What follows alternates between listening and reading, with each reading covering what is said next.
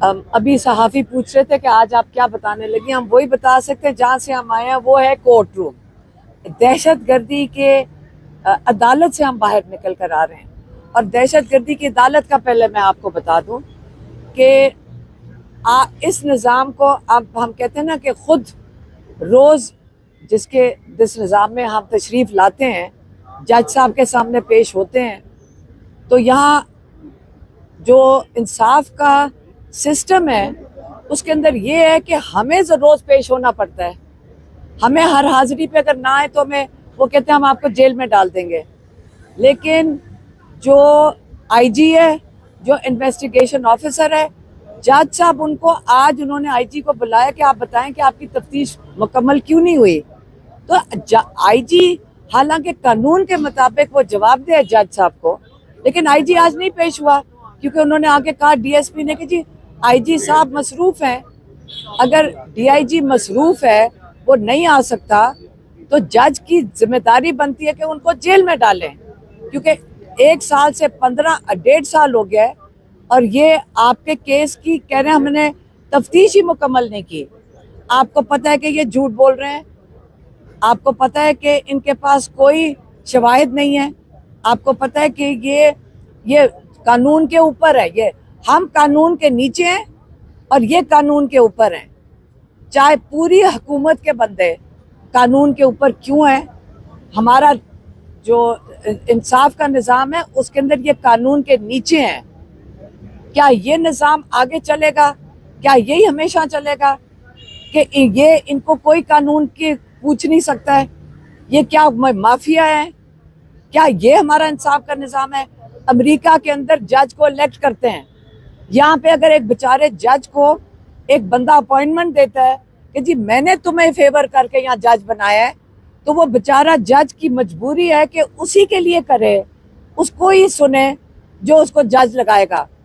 अब ये जो चीफ जस्टिस खातून आई हैं, अब इनको नीचे से उठा के इनको यकीन ही नहीं आ रहा होगा इनको चीफ जस्टिस बना दिया है।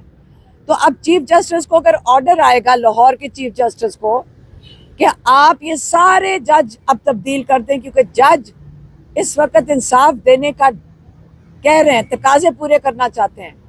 मैं आपको ये बता दूं कि हमने आके देखा है कि कई जज इंसाफ देना चाह रहे हैं, कई जजों ने शर्मिंदगी दिखाई है कि हमें ये इंसाफ देने नहीं दिया जा रहा। जैसे ही उन्होंने इंसाफ के तकाजे पूरे करने चाहे, क्योंकि वो भी फंस गए हैं, वो कहते हैं बस ख़त्म करो और चलाओ केस को, सारे एटीसी के जजेस को तब्दील कर दिया गया है। ये पीछे से कौन तब्दील कर रहा है? ये नवाज शरीफ की हुकूमत, मरियम नवाज की हुकूमत और उसके पीछे उनके पीछे एस्टेब्लिशमेंट। ये गठजोड़ जो है ये छोटा होता जा रहा है। हम कब तक इस लाकानूनियत को बर्दाश्त करेंगे? हमें अपना सोचना पड़ेगा, सिर्फ इमरान खान का नहीं, ये सिर्फ इमरान खान के साथ नहीं हो रहा, हम सबके साथ हो रहा है। कल आप भी सोच लें, जब आपके बच्चे उठाए जाएंगे, जब आपके घर की खवातीन उठाई जाएंगी, आप मुझे बताएं किस कोर्ट में जाएंगे आप? वो तो जज वही करेगा बेचारा मजबूरन, क्योंकि उसके बच्चों को भी धमकियां हैं। कितनी देर ये धमकियां चलेंगी? ये निज़ाम नहीं चलने लगा, ये जुल्म का निज़ाम इमरान खान बारी बारी कह चुके नहीं चलेगा।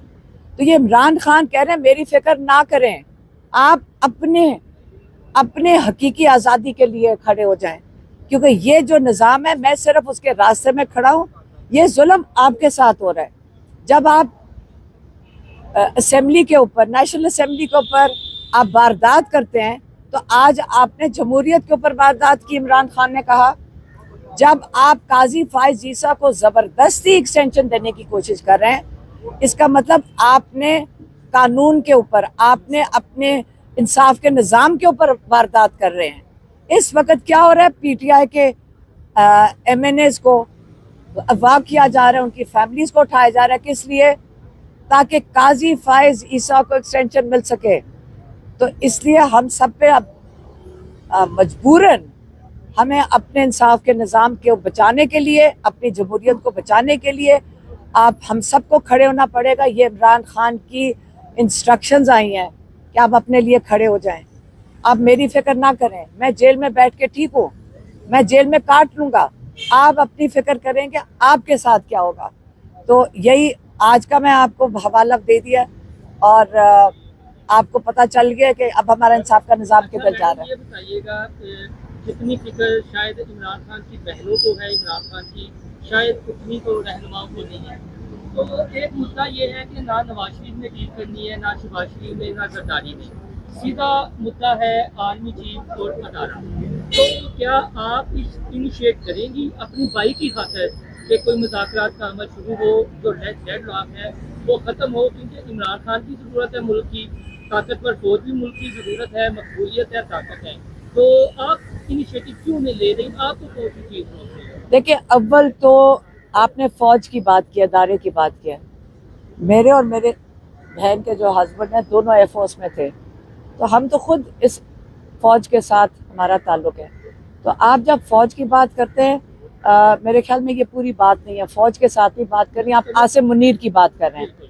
आसिम मुनीर को अगर कोई अपने खदशात हैं आके हमें बता दे, हमें क्या पता है, मैं क्यों बात करूं? उसको मसला तो उसको है जो हमारे भाई को जेल में डाला हुआ है। उस मसला तो जिसको है वो आके बात करे, बताएं तो सही उनका मसला इमरान खान से है क्या, क्योंकि वो लोगों की आवाज़ है इसलिए उसके साथ मसला है।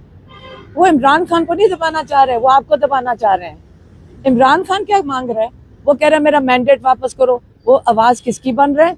वो लोगों की आवाज़ बन रहा है। इमरान खान आप लोगों की आवाज़ है। करोड़ों वोट जो आप लोगों ने डाले थे, इन्होंने चोरी करके उनको पकड़ा दिया।